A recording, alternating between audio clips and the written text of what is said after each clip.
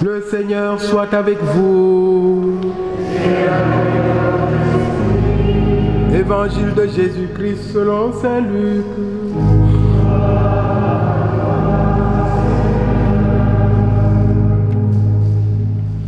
En ce temps-là, quelques Sadducéens, ceux qui soutiennent qu'il n'y a pas de résurrection, s'approchèrent de Jésus et l'interrogèrent.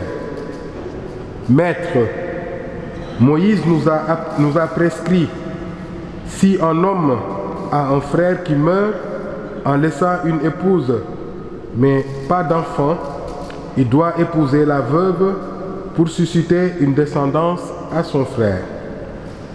Or, il y avait 7 frères. Le premier se maria et mourut sans enfant.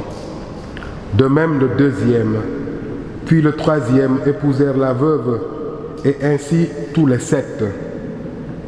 Il mourut sans laisser d'enfant. Finalement, la femme mourut aussi. Eh bien, à la résurrection, cette femme-là, duquel entre eux sera-t-elle l'épouse, puisque les 7 l'ont eue pour épouse?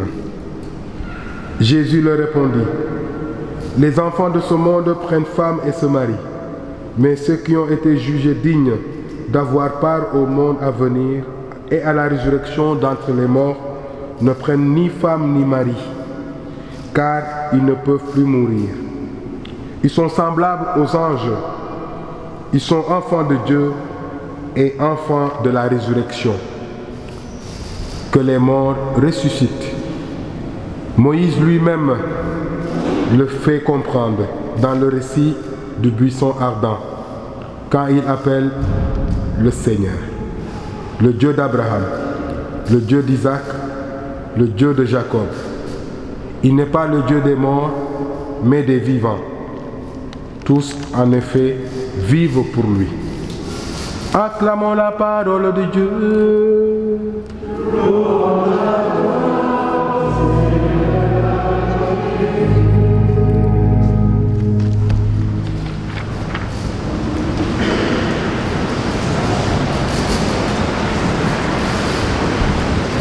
Chers amis, la fête de la Toussaint que nous venons de vivre il n'y a pas longtemps nous met en effet devant un fait réel de la vie. Quand nous allons au cimetière, nous nous rendons compte qu'effectivement la mort existe. Tout à l'heure, les familles des défunts, il y a eu qui ont eu l'émotion et qui ont senti cette absence de leurs proches. Et cela est d'autant plus effectif que vrai, car il nous manque. Donc nous sommes devant 2 faits, la vie et la mort. Et effectivement, nous passerons par la vie, nous passerons par la mort. C'est ce que les textes d'aujourd'hui veulent nous faire comprendre. En utilisant dans la première lecture le cas de la mort. 7 frères qui sont face à la souffrance. Et dans l'évangile, 7 frères qui sont face au bonheur. Donc les 7 frères dans la première lecture sont devant un dilemme de confesser ou de nier ce qu'ils croient, et on leur propose la mort.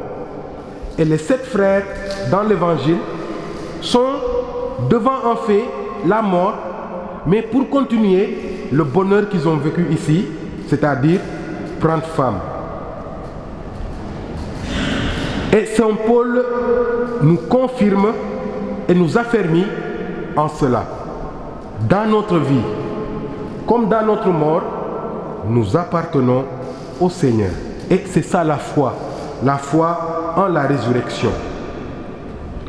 Mais avant cela, ce que nous dit la première lecture est intéressante. Elle nous parle d'un roi qui veut imposer sa civilisation, sa culture et sa religion à des gens inconnus.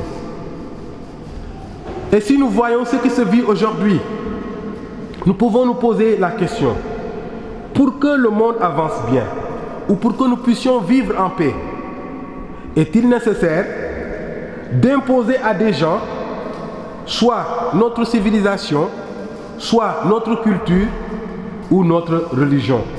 Est-ce que c'est opportun pour avoir une vie de cohésion dans le monde d'aujourd'hui? Moi, je dirais non. Parce que la culture française, la civilisation française, la religion française est différente de la religion et de la civilisation et culture africaine. À mon avis, chacun doit voir et avoir ce que Dieu lui a proposé comme culture, comme civilisation et religion et grandir là-dessus.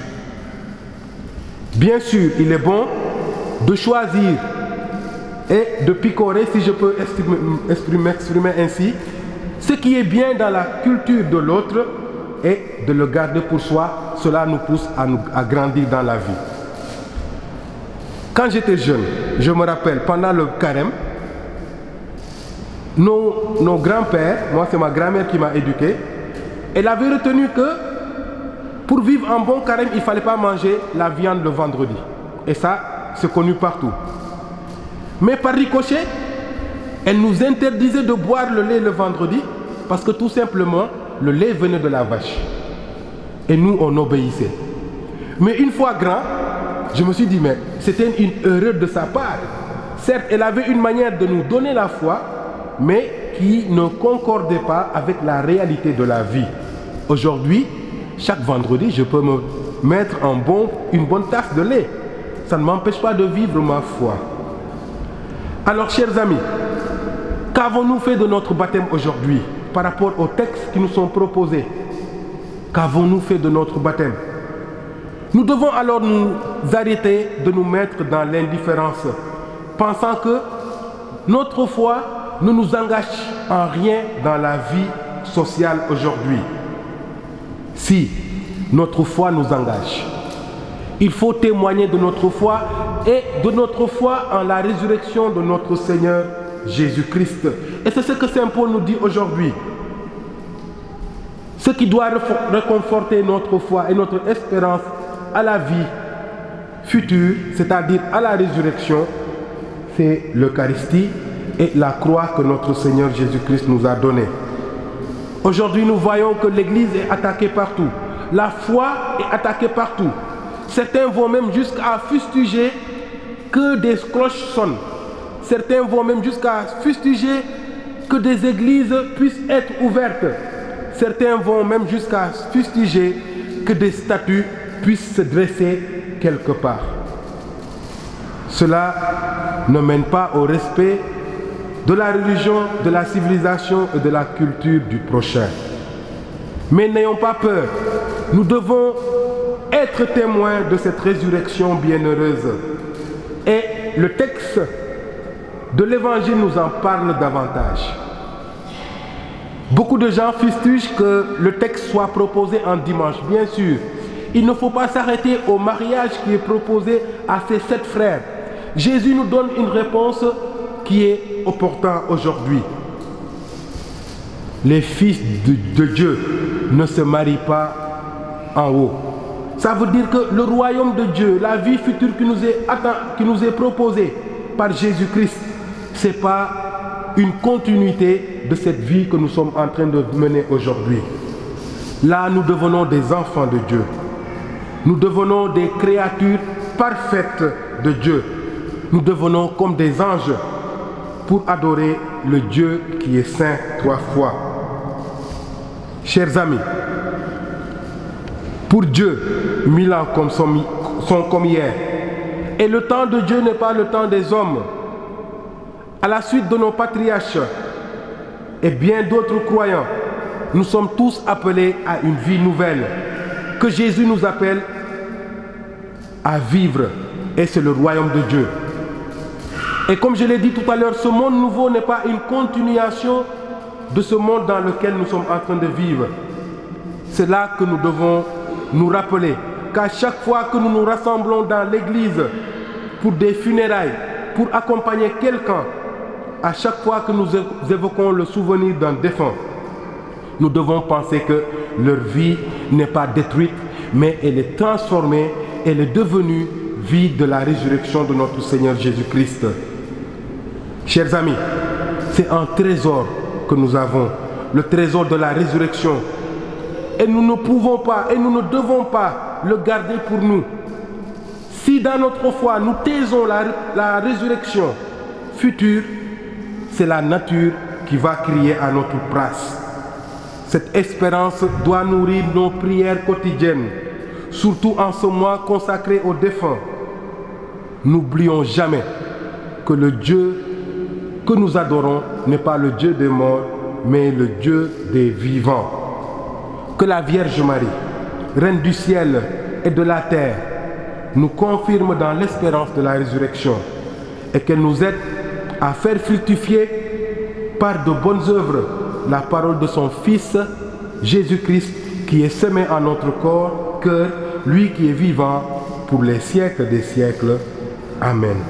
Lumière des hommes, nous marchons vers toi, Fils de Dieu, tu nous sauveras. Lumière